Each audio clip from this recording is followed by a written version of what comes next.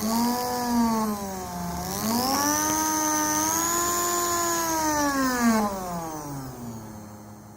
दोस्तों, स्वागत है आपका हमारे हिंदी चैनल द प्रोफेसर में। और आज की इस वीडियो में कन्वर्ट करेंगे इस मिक्सी की मोटर को डीसी मोटर में।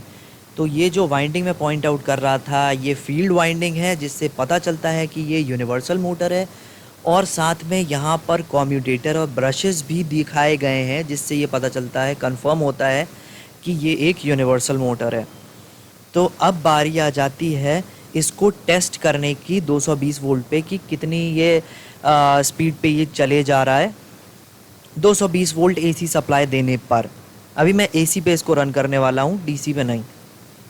ये जो कॉर्ड है ये 220 वोल्ट की है, तो इसके ऊपर हमारा इंडिया में जो है करीब 256 से 260 वोल्ट एसी आता है। तो ये भी, इसमें भी वही आएगा। चलिए मेजर कर लेते हैं मल्टीमीटर से।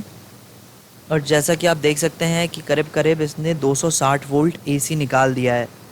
यहाँ की थोड़ी वोल्टेज की प्रॉब्लम है, यहाँ पे 220 की जगह 260 आ जाता है पीक, जो कि कंट्रोल 220 होना चाहिए। पर खैर एनीवेज, अब चलिए बात करते हैं कि इसको रन करें हाई स्पीड पर और कोशिश करें कि दोनों टर्मिनल के वायर्स आपस में टच ना हो। आप देख सकते हैं वाइस और मोटर के बीच में मैंने इंसुलेशन के को ध्यान में रखते हुए पन्नी का इस्तेमाल किया है, जिससे कहीं भी किसी भी तरीके का शॉर्ट सर्किट नहीं होगा। तो अब मैंने स्टार्ट कर दिया। आप देख सकते हैं मोटर काफ़ी अच्छी स्पीड पे चल रहा है।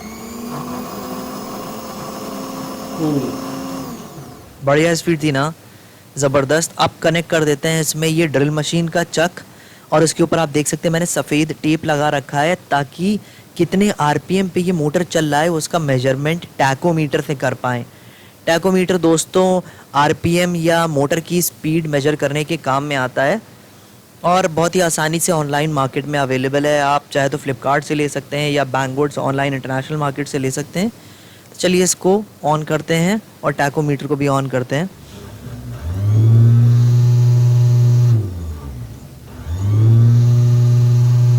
आप देख सकते हैं कि अलाइनमेंट एकदम परफेक्ट है, कहीं से भी कुछ बहुत ज़्यादा वाइब्रेशन नहीं है। तो हमारा चक अच्छे से शाफ्ट के ऊपर प्लेस हो चुका है। अब बस टैकोमीटर को प्लेस करने की बारी आती है। ये इसको मैंने प्लेस कर दिया और जो इसका रेड पॉइंट होता है टैकोमीटर का, वो जो वाइट वाला जो टेप है वो उसके साथ कांटेक्ट में आना ज़रूरी है, लाइट कांटेक्ट में। आप देख सकते हैं कि करीब करीब इसने 6000 आरपीएम निकाल दिया है। वाइब्रेशन की वजह से ये मेरी वाइस इधर से उधर भाग रही है, लेकिन मैं अभी इसे छू नहीं सकता क्योंकि इस पे शायद 220 वोल्ट एसी आ जाए। तो इसलिए अब मैं इसको हाथ में पकड़ के रखूँगा एक कपड़े की मदद से। और अब ये एक जगह पे, और आप देख सकते हैं कि करीब करीब इसने 7500 आरपीएम निकाल दिया है 220 वोल्ट पे। काफ़ी अच्छा आरपीएम है, लेकिन अब हम इस आरपीएम को और भी ज़्यादा बढ़ाएंगे जब हम इसको एक डीसी मोटर में बनाएंगे। तो अब बारी आ जाती है इस मोटर को पूरी तरह से खोलने की। अभी मैं स्क्रू ड्राइवर से खोल रहा हूँ। ये जो मशीन आपने देखी, ये एक ड्रिल मशीन थी जिसको कि मैंने कन्वर्ट किया है और बनाया है इलेक्ट्रिकल स्क्रू ड्राइवर में, जिसकी वीडियो मेरे इंग्लिश चैनल मिस्टर इलेक्ट्रॉन पर पड़ी हुई है। काफ़ी पुरानी वीडियो है। Drill machine to screwdriver करके टाइटल का नाम है। तो चलिए, अब हमारा मोटर खुल चुका है। अब इसको और ओपन कर लेते हैं। ये आ गया हमारा यूनिवर्सल मोटर का आर्मेचर। बहुत ही खूबसूरत और एकदम नए जैसा है।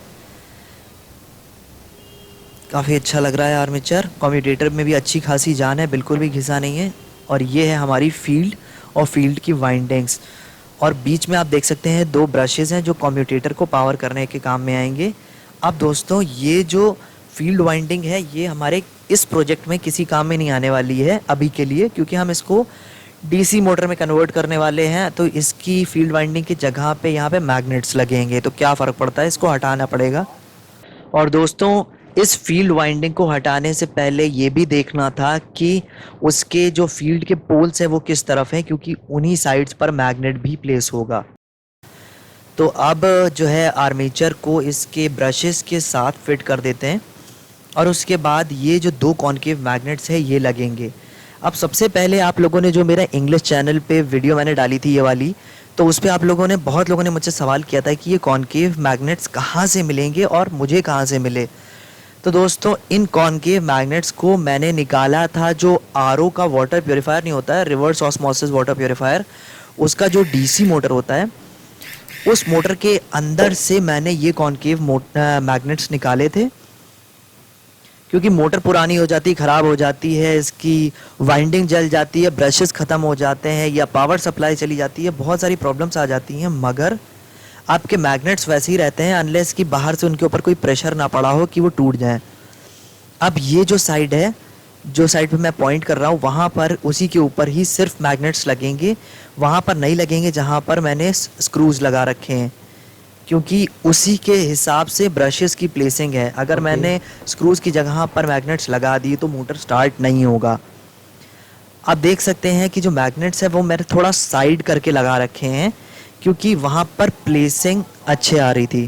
तो दोस्तों उससे भी ज़्यादा बड़ा रीज़न ये है कि अगर मैं उनको प्रॉपरली स्ट्रेट कनेक्ट करता तो जो है आर्मेचर और मैग्नेट के जो कॉनकेव प्रेशर है उनके बीच में एयर गैप बहुत ज़्यादा आ जाता, जिसकी वजह से मैग्नेट का जो फोकस पॉइंट है वो आर्मेचर के पोल्स पे ना होकर उससे पहले ही बन जाता। तो हमारी मैग्नेटिक फील्ड का जो इफ़ेक्ट है वो आर्मेचर पे वीक पड़ता, तो हमारे मोटर में टॉर्क उतना नहीं मिल पाता।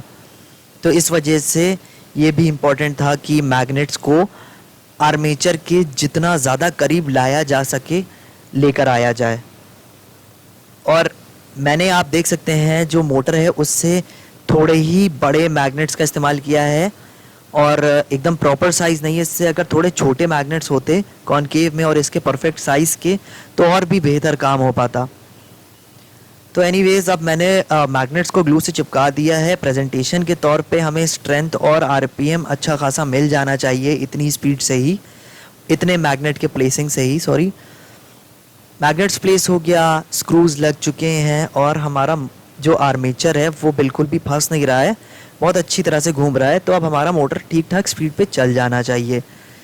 तो सबसे पहले इसको टेस्ट करेंगे करीब 30 वोल्ट की डीसी सप्लाई पर, लाइक डायरेक्ट उसको हाई पावर सप्लाई वोल्टेज पे नहीं लगा के इसको 30 वोल्ट की प्रिंटर का जो अडाप्टर होता है उसकी 30 वोल्ट की सप्लाई होती है 30 वोल्ट की, उसमें मैं कनेक्ट करने जा रहा हूँ डीसी।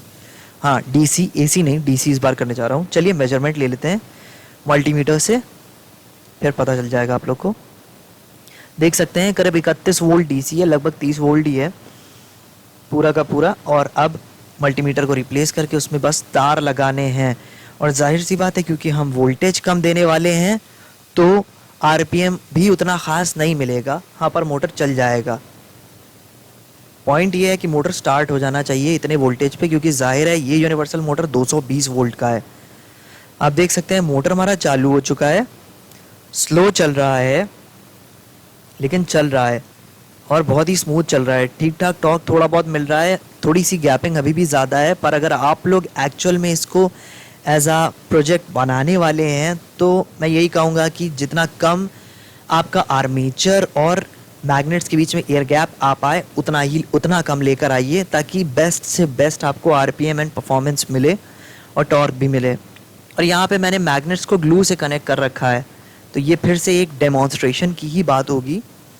आप देख सकते हैं कि इसको रोकने पे आसानी से रुका जा रहा है। दो चीज़ें हैं, सबसे पहले मैंने वोल्टेज भी कम दे रखा है जिसकी वजह से आर्मेचर की जो इलेक्ट्रोमैग्नेटिक डेवलपमेंट हुआ है, जो मैग्नेटाइजेशन हुआ है वो कम हुआ है, तो उसकी वजह से भी टॉर्क कम मिल रहा है। पर आप देख सकते हैं स्टार्टिंग बहुत ही स्मूथ है और बिल्कुल भी फंस नहीं रहा है।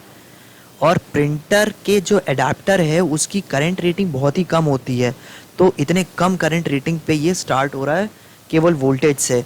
देख सकते हैं कि कितना स्मूथ और अच्छा दिख रहा है, हमारा बहुत ही स्मूथ चल रहा है। अब डेमोन्स्ट्रेशन के तौर पे आ जाते हैं इसको हाई स्पीड पर घुमाने के मकसद से। अब देंगे इसको हम 70 से 250 वोल्ट की डीसी सप्लाई एक वेरिएबल वोल्टेज कंट्रोलर से। ये कनेक्ट किया, आप देख सकते हैं कि करीब 230 वोल्ट अभी ये मेजर कर रहा है। मेरे पास जो कंट्रोलर है उसमें एक नॉब है जिसको घुमाकर इसका वोल्टेज वैरी कराया जा सकता है, मतलब उठाया और गिराया जा सकता है। तो अब चलिए तारों को कनेक्ट करके स्पीड भी कम ज़्यादा उस नॉब के ज़रिए करके देखते हैं। ठीक है, इसको एक जगह रोकना पड़ेगा क्योंकि आरपीएम ज़्यादा हो सकता है, कहीं मैग्नेट्स निकल के बाहर ना आ जाएं। वाह आप cool। देख सकते हैं कि स्टार्टिंग तो बहुत खूबसूरत हुई है, बिल्कुल भी झटका वटका उसने नहीं लिया है और अच्छा खासा आरपीएम देखने को मिल रहा है, बहुत ही खूबसूरत चल रहा है मोटर। और ये डेमोन्स्ट्रेशन जितना सोचा था उससे कहीं ज़्यादा दोस्तों बेहतर निकला। नाइस। अब जल्दी से फटाक से आप लोग जो है हमारे इस चैनल को सब्सक्राइब करिए और बेल आइकन को दबाइए। मोर मोर